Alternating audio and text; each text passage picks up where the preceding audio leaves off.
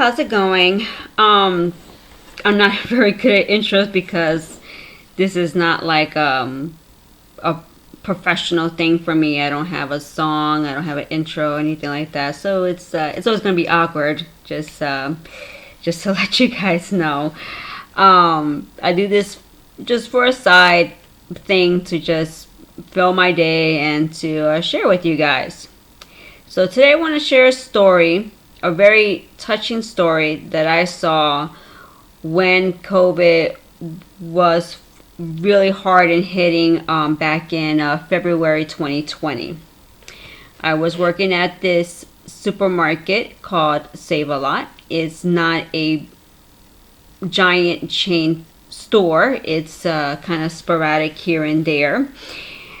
Where I live at, there is a tension that has been here from 20 years ago. No, yes, from about 20 years ago with Somalian refugees. So 20 years ago, it was like the tension was the tension was there for the dominant Caucasian area that I lived in. I want to bring that up because that is a part of this story that I'm about to tell. I am so let's go back to February 2020. Supermarket is full, packed because it's also food stamp week. With that, there we are restricting items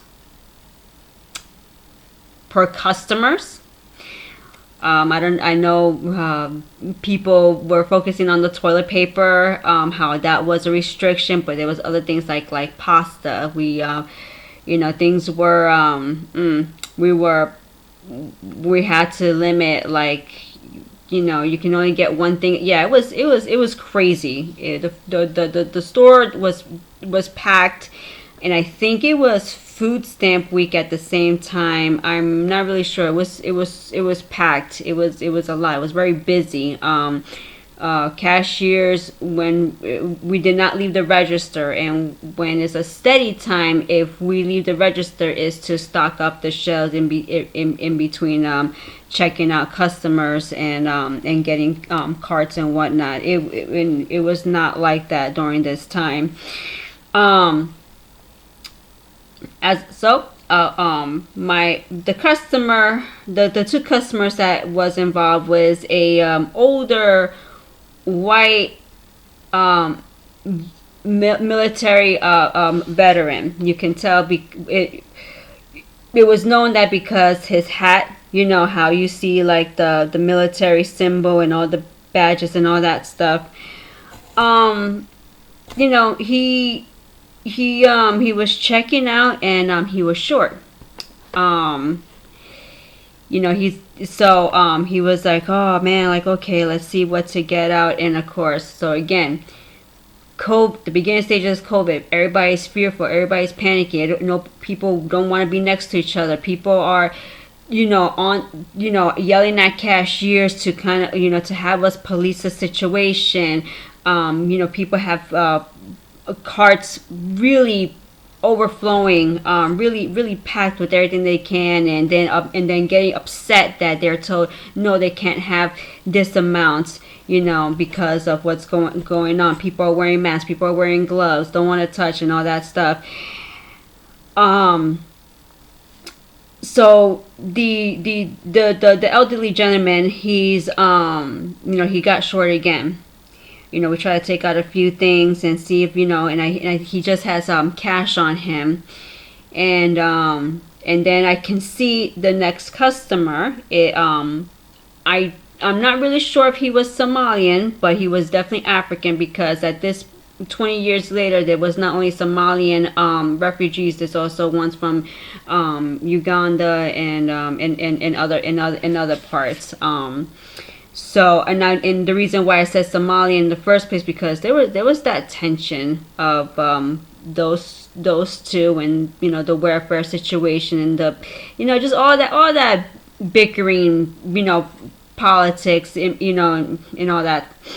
Um, so I see the next customer kind of inching close, and I'm thought, and I'm kind of on the defense, like, oh, like, not, and the defense meaning, like, okay, like, try to be prepared for anything and try to, like, de-escalate situations. So I'm like, the young African, he inches closer, and he offers to pay.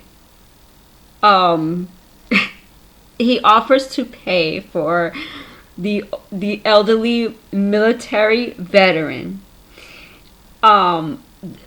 groceries, the whole thing. And and I can tell the way that the elderly veteran was, he the way he was trying to take care of himself while paying up for his groceries. You can tell that he was a man that was independent. He had to be the breadwinner, and you can tell, once you start being around people, you can tell people that's like, okay, yeah, I'll take your help. And he was, like, quietly reserved, like, no, no, like, I need to take care, like, and I just saw this beautiful example and of it doesn't matter where you come from, the age, and what's going on, the situation, because it's a very terrible situation. It was very rough to be a cashier at this time, and I can imagine, like, people, the customers, everybody's scared, everybody's angry, everybody's frustrated and fed up. And in the moment, within this setting, you got polar opposites. You got a white, Caucasian, elderly military man who was the breadwinner, who was the provider, and you got this young African, that's off, that just said, what, and he was so nice about it. He was like, I'll pay for your groceries. I'll pay for everything. It's no problem." And the elderly man was like, he's like, "No, no, it's okay." And the young African was like, "Yes, like, no, like, it's okay, no problem, no problem," And you can just see, like, the awe, the thankfulness, the humble, and just, like, it was just like, hey, like, just two humans just trying to get to the day, working together to just get to the day. And it was just a beautiful thing, because, like, this city that I'm in, it has that racial cultural tension of, and I don't know, both these guys, I don't know what they've been through. One I know has definitely been through war. The other one, there's a lot of war and chaos in Africa, so I don't know what he's been through and why he's here as a, maybe he's a refugee, maybe not, but, like, wow, like, and then it feels like our own situations, like, very, it's chaotic in the midst of battling a disease that is new and we're afraid of, and that wasn't there between them, and it was just a beautiful thing.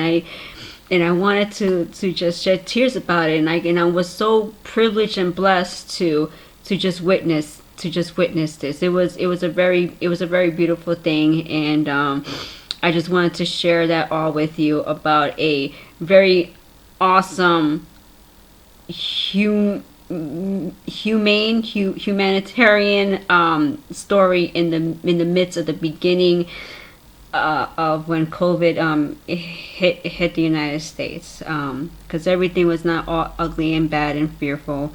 There was still beauty there. So I hope you appreciate this story, and you can pass it along, and just to say, like, some positive things. All right, well, take care. God bless. Peace out.